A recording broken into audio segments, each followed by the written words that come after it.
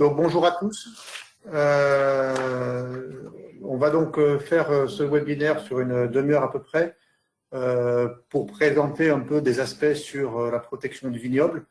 Alors on a souhaité l'intégrer dans une logique de protection durable puisque forcément dans le contexte que nous connaissons en termes de volonté de la société de réduire l'impact des intrants, les travaux que l'on doit mener et que l'on mène à l'IEV doivent s'orienter dans cette approche-là. Donc on ne va pas aborder l'aspect de la protection du vignoble ici sur un angle purement pratico-pratique. J'ai une tâche, comment je fais, j'ai pas de tâche, est-ce que je traite ou est-ce que je traite pas. Ça, c'est du rôle du conseil individuel et indépendant qui peut être programmé. On va plutôt essayer là de voir un peu quels peuvent être les principaux leviers qui peuvent essayer de nous projeter vers une viticulture en ayant un impact moins important sur l'environnement. On va aborder, on va quand même essayer d'avoir quelques aspects pratico-pratiques et on va essayer d'aborder cet aspect-là, en essayant d'apporter des éléments sur 3 points en particulier. Donc un premier niveau de levier que va être la pulvérisation. Un deuxième niveau de levier qu'on va appeler les outils de la décision et un troisième niveau qui est le choix des produits utilisés. On fera un petit point sur les produits conventionnels et des règles nécessaires à tenter de respecter dans les choix de ces solutions-là. Et puis on abordera dans cette logique de protection durable le point sur le biocontrôle, puisque c'est effectivement un levier dont on entend beaucoup parler et qui est souvent présenté comme une solution d'avenir. On essaiera de se positionner par rapport à ce terme solution d'avenir. Est-ce que c'en est une pour le moment ou à quelle échéance ça pourrait le devenir? Sur ces aspects-là, donc sur ces 3 niveaux d'intervention, de points que l'on va faire, moi ce que je vous propose, c'est qu'on essaye de prendre quelques questions ou les questions à la fin de chacun de ces 3 parties. Donc je répète, première partie pulvérisation, deuxième plutôt sur les OAD et troisième sur les produits. Donc on va démarrer tout de suite par l'aspect pulvérisation. Attendez, j'arrive pas à faire passer le diaporama. Ça arrive, voilà. Est-ce que c'est bon?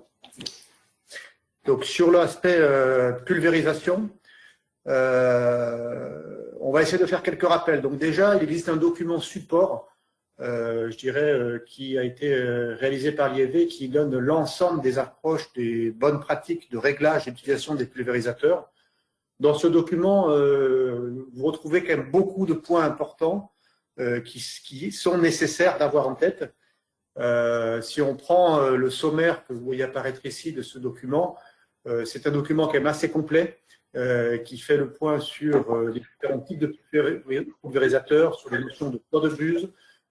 Sur la page 12 en particulier, c'est des points assez pratiques qui permettent de bien identifier le réglage du volume à l'hectare et de retrouver les formules pour savoir exactement quel va être le volume que l'on va appliquer à l'hectare. Et puis, on a des points spécifiques pour chacun des types de pulvérisateurs sur les différents types de réglages et de modes d'utilisation et les performances plus ou moins précises, performances ou pas, de ces différents matériels, dans quelles conditions ils peuvent être utilisés. Donc, je tenais à rappeler ce document parce que là-dessus, vous avez quand même l'ensemble des informations nécessaires à la bonne compréhension et à l'utilisation de ce matériel. Je me permets, en continuant, de présenter quelques points spécifiques de ces notions de pulvérisation. Lorsque l'on pulvérise, il y a 2 niveaux qu'il faut prendre en compte. C'est d'une part l'efficacité des dépôts que l'on va avoir, et d'autre part, on y reviendra dans une diapositive, sur la partie l'efficacité liée à la quantité que l'on met et à ce qui va arriver dans ce qui va advenir de ce qui n'arrive pas sur la cible. Concernant l'efficacité physique des dépôts, il y a 2 niveaux que l'on a mis en place et qu'on a travaillé depuis plusieurs années à l'IEV grâce au banc d'essai prédictive que vous voyez illustré sur les photos là, que j'ai mis sur la présentation. Pour ce banc, vous avez déjà tous eu l'occasion d'avoir une présentation de ces éléments, je ne reviendrai pas dans le détail. Ce qui permet de mesurer ce banc, c'est à la fois la quantité de produits que l'on va appliquer et sa distribution. Un des exemples, la photo que vous avez à l'extrême droite de cette diapositive montre bien que si on relève l'ensemble des petits capteurs blancs que l'on voit sur cette diapositive, que l'on mesure la quantité, on peut très bien avoir mis une très bonne quantité de produits. sauf qu'on voit très clairement que la distribution est très mauvaise et qu'on a une distribution que l'on appelle en zèbre. À savoir, on a des bandes où on n'a absolument pas de produits et d'autres qui sont très fournis en produits. Il est clair que dans ce cas d'une pulvérisation de ce type, on ne va pas avoir une efficacité optimum des produits que l'on va appliquer, même si on a mis la bonne quantité de produits.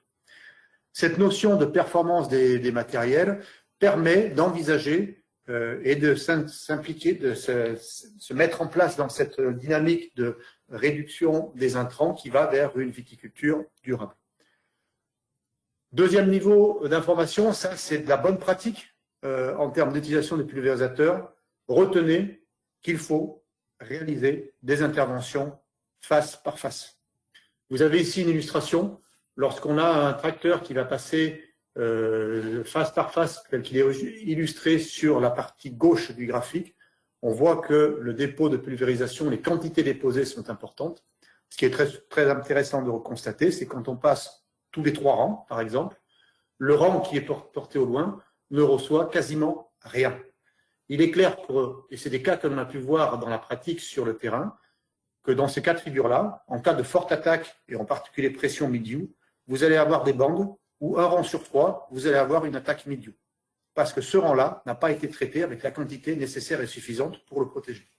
Donc, c'est des notions simples qu'il faut bien mettre en œuvre, qui posent le problème pour la plupart des vignerons, à savoir que ça demande plus de temps. Et donc, effectivement, c'est après des enjeux d'organisation de chantier sur exploitation pour réussir à envisager sur l'ensemble de ces interventions ce type de passage face par face. Donc ça, c'est de la bonne pratique. Continuons sur la partie de la qualité de la pulvérisation, de la quantité de produits que l'on met. Il y a un travail qui a été conduit donc par l'IFV sur une classification des matériels qui commence à voir le jour et où les premières listes sont apparues, qui se nomme Performance Pulvé et qui va permettre de donner comme information à l'ensemble de la profession sur chacun des matériels une classification donc de ces derniers avec différents types de notes et pour chacune des notes associées une information permettant de mettre en évidence la possibilité de maintenir la même quantité de produits qu'avec une application de référence avec uniquement 50% de la dose. Donc pouvoir donner des indications sur les performances des pulvérisateurs en vue de réduction des intrants dans la mesure où c'est possible. Donc on est bien sur cette notion-là et ça vous allez voir apparaître de plus en plus ce type d'informations sur les matériels. Le dispositif est en cours. Le deuxième niveau en termes de pulvérisation, c'est la notion d'évaluation environnementale, puisqu'en fait lorsqu'on va pulvériser, il y a une partie du produit qui va sur la végétation, il y a une partie qui va au sol, une partie qui va dans l'air. Cette partie qui va au sol et qui va dans l'air, c'est ce qu'on appelle les pertes. Dans cette partie qui va dans l'air, il y a une partie bien spécifique, qui n'est pas forcément la totalité, que l'on va nommer la dérive. La dérive, c'est ce que l'on va retrouver à 5 ou 10 mètres de la zone où on a pulvérisé le produit. Le reste, c'est du produit qui va partir dans l'air, qui va se volatiliser, qui va pouvoir se redéposer en dehors de la cible, mais pas dans une notion de dérive, puisque ce n'est pas une mesure que l'on va faire à proximité de la zone de pulvérisation. Cette notion de dérive, vous l'avez sans doute tous récemment fortement entendu parler, puisque depuis la fin de l'année dernière, il y a eu un arrêté qui a apporté des notions sur des distances de sécurité à respecter pour l'ensemble des agriculteurs à proximité des résidences. Donc sur cette notion de dérive, l'objectif c'est de réduire les impacts à terme. Donc ça, on est sur les principes généraux. Des bonnes pratiques qui peuvent permettre de réduire assez rapidement les impacts que tout le monde peut essayer de mettre en œuvre, c'est d'éviter les fines gouttelettes déjà. Et donc ça, les tailles des gouttes, les buses à injection d'air peuvent apporter des aspects-là, où la technologie de pulvérisation peut limiter les fines gouttelettes. Il est clair qu'aujourd'hui, il est reconnu comme la plupart des utilisations de pulvérisateurs dans certaines régions viticoles sont orientées sur du pneumatique.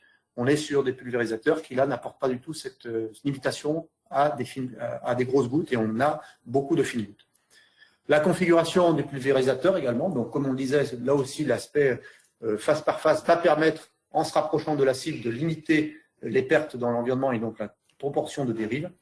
Et puis après, la troisième option, qui est l'option de la récupération des pertes par panneau récupérateur que l'on connaît, mais qui pose d'autres problèmes d'équipement au niveau de l'exploitation et d'utilisation en fonction de la configuration des parcelles.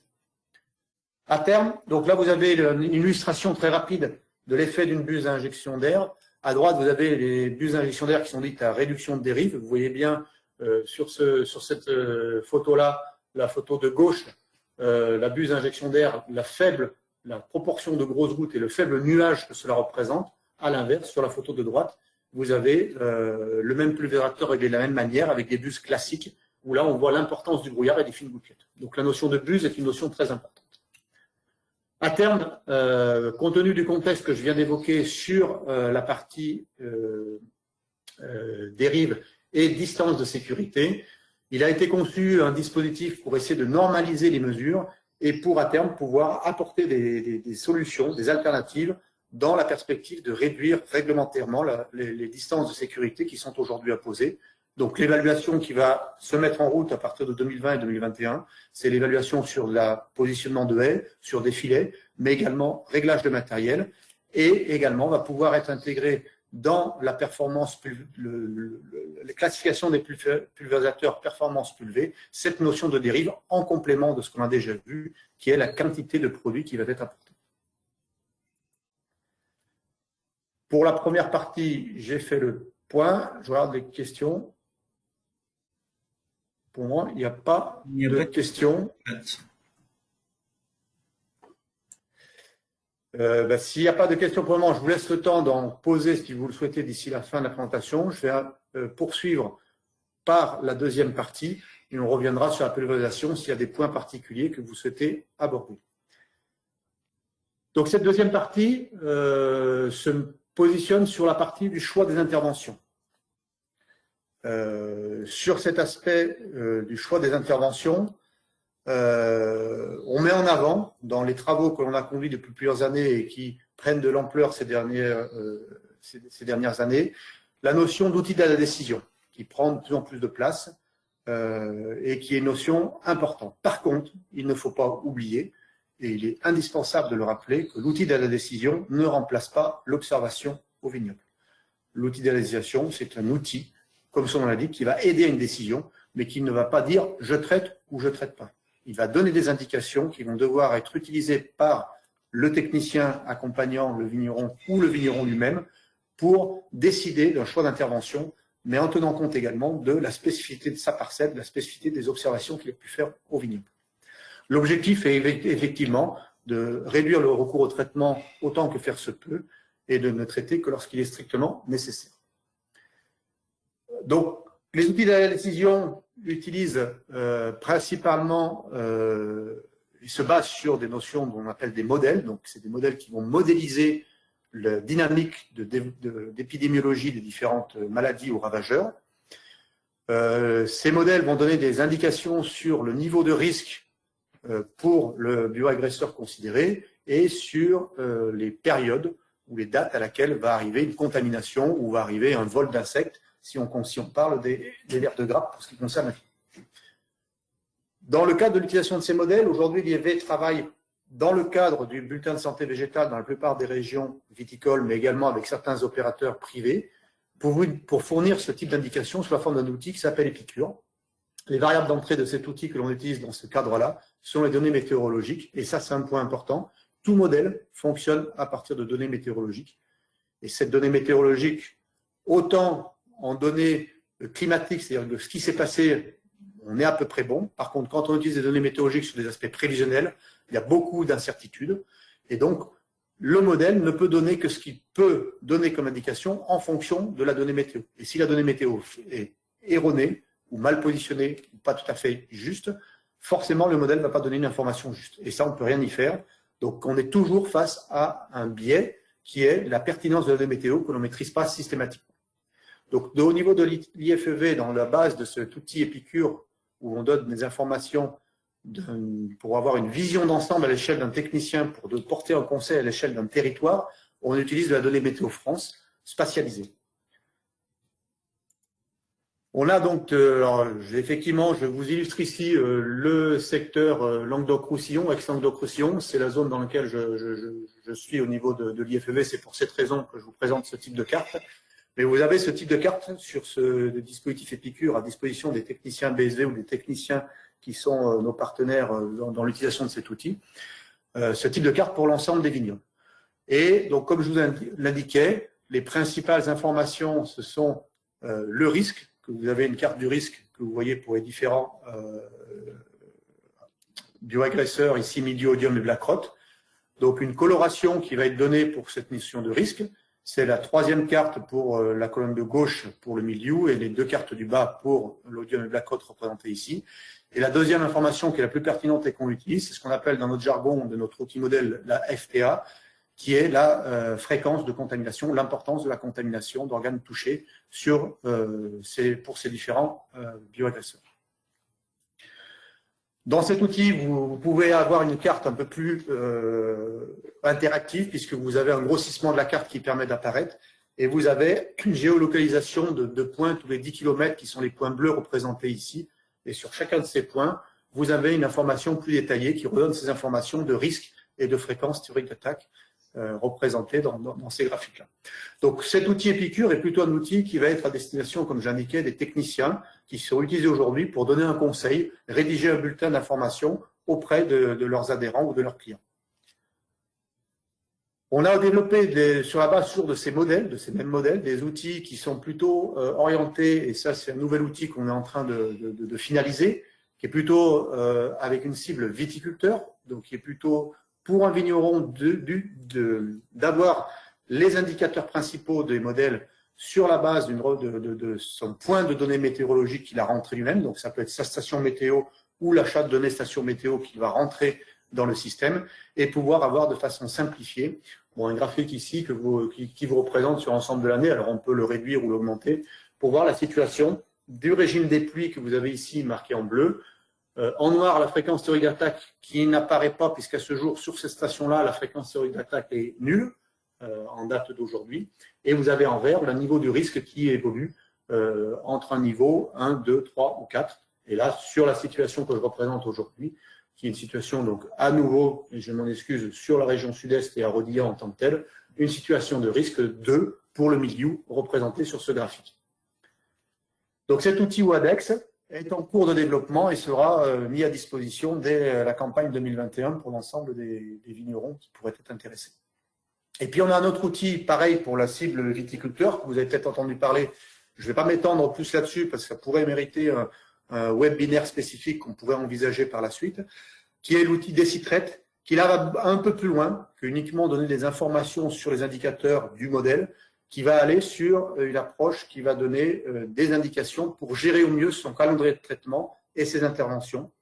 Donc, qui prend en compte effectivement des données de modélisation, c'est la flèche droite que vous voyez, des données d'expertise qui sont les expertises d'IFV qui ont permis d'apporter des algorithmes dans cet outil-là, les données météo, toujours pareil, les données prévisionnelles météo de la même manière, les observations terrain sont intégrées également dans l'outil, et les bases de données phyto sont présentes, ainsi que le module Optidose qui va permettre ce module de disposer d'un calcul de dose optimum en fonction de la pression de la maladie et du stade végétatif de la parcelle. La flèche en bleu qualité de pulvée est une flèche qui est en devenir, c'est-à-dire qu'on a l'objectif de faire le lien entre la première partie que je vous ai présentée sur la classification des matériels et l'outil Decitret pour apporter un complément dans la gestion au mieux de son calendrier de traitement. Cette notion de calendrier de traitement, c'est-à-dire donc on va prendre en compte chaque traitement qui est réalisé sur l'exploitation, sur la parcelle considérée, et qu'en fonction de la situation qui va évoluer climatique et maladie, on va, à chaque renouvellement de traitement, indiquer là, il va falloir renouveler, ou là, il n'est pas nécessaire de renouveler, puisqu'aujourd'hui, il n'y a pas eu de contamination entre le précédent traitement et le traitement actuel. Donc cet outil prend en compte le mildiou et l'odium principalement, et le botrytis de façon secondaire. Le black rot, on l'a inséré dans cet outil, mais ce n'est pas forcément l'outil le plus pertinent pour gérer le black rot.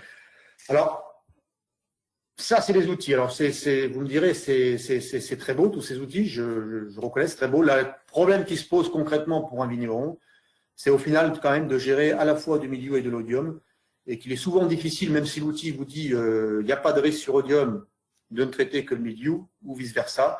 Et c'est un peu la problématique que l'on a finalement dans la gestion de la réduction des intrants en vigne, c'est finalement le fait qu'on a souvent tendance, pour des raisons pratiques et d'organisation de chantier, à mobiliser le pulvérisateur pour coupler deux traitements, mildiou et odium, et donc à faire en sorte qu'on n'arrive pas vraiment à optimiser l'utilisation de ces outils dans la pratique. Mais ça reste des indicateurs qui permettent quand même de positionner au mieux, entre autres, les premières applications.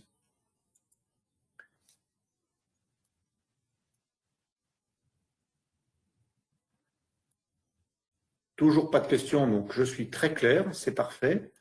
Je continue sur cette partie. On s'était donné une demi-heure, donc je pense qu'on va à peu près tenir les temps. Si on déborde, c'est peut-être pas très grave. Sur la partie donc stratégie de protection de la vigne et la notion de produits à appliquer, je fais comme je vous le proposais, donc un premier focus sur les produits conventionnels. Je vais principalement mobiliser l'attention sur mildiou et oïdium, qui sont quand même les deux champignons les plus problématiques et qui peuvent créer le plus de dommages et sur lesquels on peut le mieux maîtriser. On a effectivement le botrytis dans certaines situations, mais qui n'est pas généralisé à l'ensemble des vignobles et à l'ensemble des millésimes, alors que le mildiou et l'oïdium, on est quand même toutes les années sur des situations qui peuvent être tendues en termes de gestion. Pour rappeler quelques principes généraux d'utilisation des produits conventionnels, le premier principe, c'est la notion de résistance. C'est une notion assez compliquée. Je ne vais pas m'étendre là-dessus, on pourra répondre à certaines questions. La plupart des produits anti-mildiou ou anti-oïdium, on va les classer en deux catégories. Il y a une catégorie qui sont des produits multisites, et ce sont les produits de type contact, cuivre pour le mildiou, le soufre, c'est le produit type folpel, mancozeb.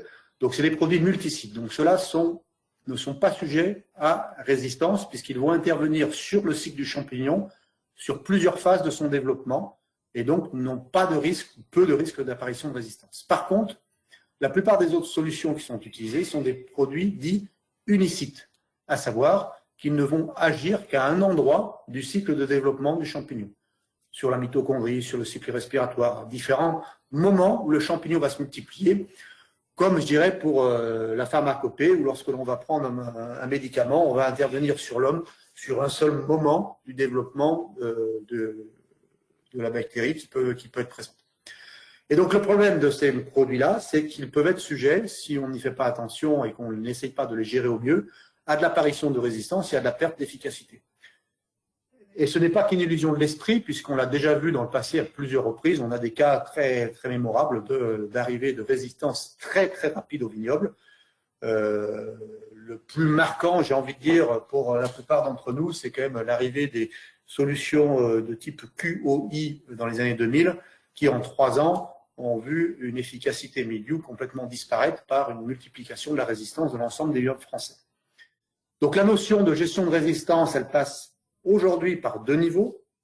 Pour le mildiou, c'est d'essayer d'associer un produit de type unicite à un produit de contact multisite. Donc c'est ce qui s'est mis en place depuis des années, qui fonctionne plutôt bien. Par contre, à l'avenir, on a un risque sur ces solutions-là, à savoir que les produits multisites sont, dans le cadre de la réhomologation de ces substances, sans doute, à voir comment ça va évoluer, mais ont un fort risque de ne pas être réhomologués pour des raisons de classification de ces produits. Et donc, on risque de se retrouver très rapidement dans une situation de gestion mildiou avec uniquement des produits unicites plus du cuivre. Dans le cas de l'oïdium, on a la même situation. On est quand même beaucoup avec des produits unicites qui ont tous plus ou moins quelques résistances déjà identifiées au laboratoire, sans avoir forcément d'effet marqué au vignoble, mais quelques résistances identifiées. Donc, il est important d'y faire attention. Et donc, le premier point sur lequel un vigneron peut jouer, c'est de faire en sorte que, quoi qu'il arrive, et dans la mesure du possible, de ne pas utiliser 2 ou 3 fois le même mode d'action par saison. Alors, quand on est sur 6 à 7 traitements, on peut y arriver. Quand on est à 12 traitements, parce que la saison est très importante, on ne peut pas y arriver parce qu'il n'y a pas assez de produits et modes d'action disponibles. Donc, c'est pour ça que je dis bien que dans la mesure du possible, c'est d'essayer de mettre en place une stratégie où on ne va pas réutiliser 2 fois le même mode d'action. Deuxième niveau de principe, c'est ce qu'on a déjà un peu évoqué avec les OAD, qui est un principe de base, en particulier par rapport à l'adaptation de la dose, c'est par rapport à la surface foliaire que l'on va traiter, où la notion d'adaptation de la dose est importante en début de saison. Lorsqu'on commence les traitements en oïdium à 7-8 feuilles, c'est évident, et ça paraît évident à tout le monde, que ce n'est pas la peine de mettre la même dose que quand on a une haie foliaire de 1,20 m de haut. Donc ça, c'est des notions importantes. Donc on a créé un outil qui apporte un plus, un complément, qui est la notion de pression de maladie. Mais déjà à la base, dans la gestion des produits conventionnels, il est important de penser à envisager d'adapter la dose dès les premiers traitements, à ce moment-là, avant d'arriver à la pleine fleur, où on est sur une haie foliaire à peu près normalisé, standardisé maximum à la floraison, et là où on passe sur les doses homologuées et maximum. Après, 2 points de vigilance. Le mildiou, attention à ne pas se focaliser uniquement sur la cadence de traitement. On a par principe en France et dans beaucoup de pays européens, par mesure de praticité pour la gestion des chantiers et des passages, classifier l'ensemble des produits sur des notions de persistance d'action. C'est un 7 jours, c'est un 10 jours, c'est un 12 jours, c'est un 12-14, c'est un 10-12, c'est un 14 jours. Grosso modo, on est sur les produits contact 7-10, les 10-12 jours et puis les 14 jours de persistance d'action. Mais c'est plus une approche pratico-pratique qu'une approche réaliste et pertinente. Un 14 jours, s'il n'y a aucune pluie contaminatrice et que la situation est saine, il tiendra 21, il tiendra 28, il tiendra 40 jours s'il n'y a pas de pluie. À l'inverse, un 14 jours, s'il est mis pendant les 14 jours sur lesquels il est mis sur le feuillage, sur des pressions énormes en termes de pluviométrie et de présence déjà de maladies au vignoble par des contaminations primaires, il ne tiendra pas les 14 jours pour la plupart. Donc, il faut faire attention à ces notions et réfléchir aussi quand on va appliquer ces produits à ne pas trop se focaliser sur la cadence et essayer d'y réfléchir par rapport à d'autres notions. Et la notion de pression qui peut être présente sur la parcelle. Pour l'odium, cette notion, moi j'aurais plutôt tendance à focaliser sur la notion par rapport au type de maladie que l'on a et à son type de développement, d'être vigilant principalement sur les attaques sur feuilles avant la floraison. Beaucoup de travaux ont pu montrer que c'est là que se joue une bonne partie de la réussite ou pas de la saison. Et qu'effectivement, si on arrive avec un feuillage sain, sans contamination, au moment de la floraison, où c'est la période la plus sensible pour les grappes, et je dirais entre la fleur et il y a 3 semaines, un mois et demi, là où il faut être vigilant à partir du début de la floraison, si on passe ce cap-là et qu'on n'a pas d'attaque sur grappe, on est quasiment sauvé. Et pour passer ce cap le mieux possible, il faut éviter d'avoir des contaminations présentes sur feuilles à la floraison. Donc il faut être vigilant. Le seul problème que l'on a, et là on n'a pas les armes pour le moment, c'est que finalement on a beaucoup de mal à identifier la période à laquelle en odium la première contamination arrive parce qu'on ne maîtrise pas suffisamment l'épidémiologie de ce champignon et qu'on n'a pas forcément tous les outils très adaptés pour aujourd'hui identifier à quel moment la première attaque arrive. Et comme en plus on est sur un champignon qui va avoir une durée d'incubation, c'est-à-dire qu'avant de voir apparaître les symptômes, il va sans doute se passer à cette période-là plus de 20 jours. Quand on voit les symptômes sur feuille avant la fleur, c'est trop tard. On a déjà plusieurs cycles de contamination prévus, mis en place sur feuille, et on arrive avec une situation qui peut être vite explosive. Donc attention, mais on doit reconnaître aujourd'hui qu'on n'a pas forcément tous les outils. Les modèles apportent quelques éléments d'information. Et on est en train de travailler sur des outils aujourd'hui au niveau de l'IEV pour essayer de mieux identifier ces notions de contamination initiale en essayant de travailler sur les aspects de sporée aérienne d'odium pour identifier à quel moment les cléistotestes, qui sont les œufs de conservation durant la phase hivernale, vont sporuler et émettre leurs premières spores et donc vont potentiellement être en mesure de créer des contaminations. Donc il y a des travaux qui sont en cours. Et un point important va être dans les années à venir de trouver des solutions pour mieux identifier et pouvoir traiter la bonne parcelle au bon moment et pas traiter un peu systématiquement aujourd'hui uniquement sur des notions d'historique de parcelle et pas forcément en prenant en compte la situation de l'année en particulier. Donc ça, c'était les principes généraux. J'ai juste remis ici le coût des fournitures qui est un document qui me semble très important. Alors effectivement, ça permet d'avoir une notion sur le coût des produits en particulier, mais je pense que le point le plus important sur ce document pour ce qui concerne la protection du vignoble, c'est d'avoir la liste des matières actives que j'évoquais, et sur ces matières actives qui sont classées par mode d'action. Donc c'est un bon moyen, cet outil, de pouvoir savoir si le produit que l'on va appliquer a déjà été utilisé sous un autre nom commercial ou pas. Puisqu'en fait, pour un même mode d'action, on peut avoir entre 1 et 5 ou 6 noms commerciaux différents. Et donc, il faut être vigilant, parce que ce n'est pas parce qu'on n'a pas le même produit commercial avec le même nom qu'on n'a pas le même mode d'action appliqué. Donc, c'est un outil, à mon avis, très important et qui aussi apporte des informations sur les caractéristiques toxicologiques et écotoxicologiques des produits. Donc, ça permet d'assez bien se positionner par rapport à ces notions-là. J'en arrive à la notion, par rapport à cette notion de viticulture durable, sur des approches que l'on travaille beaucoup, qui est le biocontrôle. Je me permets juste de remettre ici quels sont les principes du biocontrôle. Le biocontrôle, on a un peu trop tendance à penser et à le voir aujourd'hui comme un outil de substitution aux produits conventionnels. Le biocontrôle tel qu'il se définit, c'est plutôt une gestion des équilibres entre populations de bioagresseurs plutôt qu'une éradication. Et il faudrait plutôt envisager la notion de biocontrôle sur une approche plus globale qu'uniquement j'ai un produit conventionnel, je le remplace par un biocontrôle et je vois ce que ça donne. Donc là aussi, il y a beaucoup de travaux à faire pour travailler plutôt sur cette logique plus globale du milieu, de la vigne dans son équilibre global par rapport aux bioagresseurs, et donc d'essayer de travailler plutôt les biocontrôles dans cette logique-là. J'y reviendrai rapidement dans ma conclusion. La définition, vous la connaissez à peu près toutes, il y a un statut réglementaire. Donc c'est lié à une liste qui est positionnée par la DGL, qui vient en complément du code rural et qui vient positionner les produits en excluant dans cette liste-là, qui est la liste reconnue au niveau français, l'ensemble des produits qui pourraient disposer d'une toxicité ou d'une écotoxicité ou d'une notion de sensibilisation. C'est pourquoi il y a toute une discussion durant ces derniers mois en lien avec les notions justement de distance de sécurité liées à la dérive que j'évoquais tout à l'heure, par rapport au cuivre. Est-ce qu'il est biocontrôle, est-ce qu'il ne l'est pas? Bon, ça a été finalisé et on a considéré que c'était des produits pouvant être utilisés par rapport à cette logique de distance de sécurité. Mais effectivement, dans le cadre réglementaire en tant que tel du code rural, le cuivre est un biocontrôle. Par contre, dans la liste officielle des GL, il n'est pas un biocontrôle parce qu'il a une toxicité, une sensibilisation qui est présente dans ces phases de risque. Donc, il ne peut pas être considéré par les statuts de la DGL comme un produit de biocontrôle. L'intérêt de ces dossiers, de ces produits-là, c'est effectivement un point majeur. Bon, il y a la notion de taxation réduite par rapport à la RPD, et puis la notion de, si on ne le prend pas en compte dans le calcul des IFT, on calcule un IFT biocontrôle qui est important.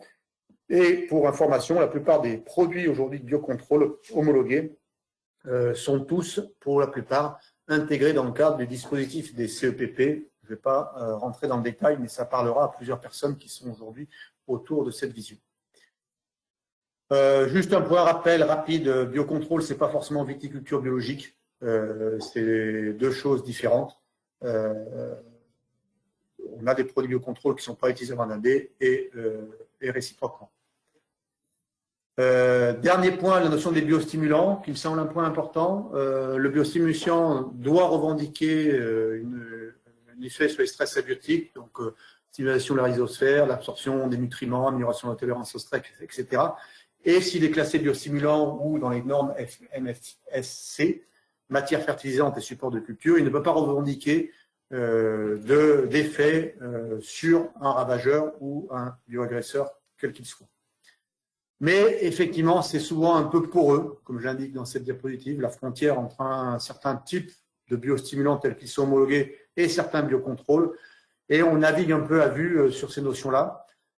Ma vision, aujourd'hui, que je me permets de partager, c'est que je pense que demain, dans cette logique de biocontrôle à l'échelle d'une globalisation de l'approche et non pas d'une substitution pure et dure d'un produit par un autre, les biostimulants et tous ces outils-là sont des outils indispensables dans l'approche viticulture durable qu'il faudrait mettre en place et qu'il ne faut pas opposer biocontrôle et biostimulants, mais plutôt rechercher à voir comment l'un peut compléter l'autre et vice-versa. Pour faire simple, je ne vais pas vous présenter des résultats d'expérimentation, mais grosso modo, il faut reconnaître qu'aujourd'hui, les solutions de biocontrôle telles qu'elles existent sont quand même des solutions qui, en termes de switch, comme j'indiquais, je remplace un produit chimique conventionnel par une solution de biocontrôle seule et unique. On ne va pas réussir à le faire de cette manière-là. On ne va pas le remplacer poste pour poste. On n'a pas des efficacités et des sécurités d'efficacité suffisantes pour le faire. Donc aujourd'hui, on est plutôt sur des recommandations type milieu-odium. On va plutôt utiliser le biocontrôle en association en réduisant les doses des produits conventionnels. Ou alors, on essaie de travailler, et il y a des choses qui ne sont pas inintéressantes dans les premiers travaux qu'on a pu conduire et qu'on a pu même mettre à l'échelle de grandes parcelles et non pas uniquement de parcelles expérimentales, de travailler sur comment les biocontrôles pourraient s'intégrer en liant les applications de biocontrôle avec l'évaluation des risques qu'on évoquait tout à l'heure et le lien avec les systèmes d'outils d'aide à la décision qui permettraient d'utiliser le produit biocontrôle à un stade où on a contrôlé la maladie, où elle n'est pas encore présente et où les risques de présence et de contamination sont plutôt réduits pour que l'efficacité du biocontrôle puisse être, agir sur une situation à peu près saine et pas sur une situation explosive. Pour les situations d'antibotrytis, l'usage du biocontrôle est plutôt, je dirais, possible et utilisé en fin de programme, en particulier par rapport au fait qu'ils permettent d'éviter le risque de retrouver des résidus dans les vins. Et ces dernières années, il faut bien reconnaître que lorsqu'on a fait des évaluations de ces biocontrôles en comparaison de traitements sur ces phases finales avec des produits conventionnels, compte tenu des dynamiques d'épidémiologie qu'on a pu avoir, on se retrouve quand même souvent avec des systèmes qui sont plutôt pas trop mauvais et qu'on n'a pas forcément des résultats bien meilleurs avec des produits classiques. Donc le positionnement de ces biocontrôles en fin de programme avec cette orientation risque résidu, finalement, est une solution qui n'est pas inintéressante, sachant que dans la plupart des cas et sur des situations où climatiques où les risques sont importants, il est tout à fait préférable de maintenir quand même un produit conventionnel au stade de chute des capuchons floraux que l'on connaît bien. Le biocontrôle à l'avenir, et je vais terminer par ce point-là, je l'ai évoqué, les synergies nutrition protection du vignoble, donc biostimulant, biocontrôle, il y a sans doute des travaux à mener. J'ai évoqué également l'aspect outils d'aide pour l'usage du biocontrôle, donc quand est-ce que je peux me sécuriser sur l'utilisation par des outils d'aide à la décision.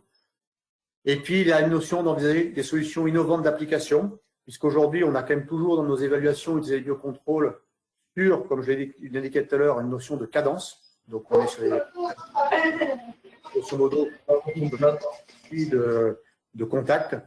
Et que si on était en mesure demain d'envisager des solutions où on pouvait intervenir sans avoir la contrainte d'un tractoriste et de la durée de passage dans les parcelles, on pourrait peut-être envisager des solutions où on rapprocherait des applications de biocontrôle qui permettraient peut-être de renforcer leur efficacité à un moment donné, en complément d'un programme classique ou pas.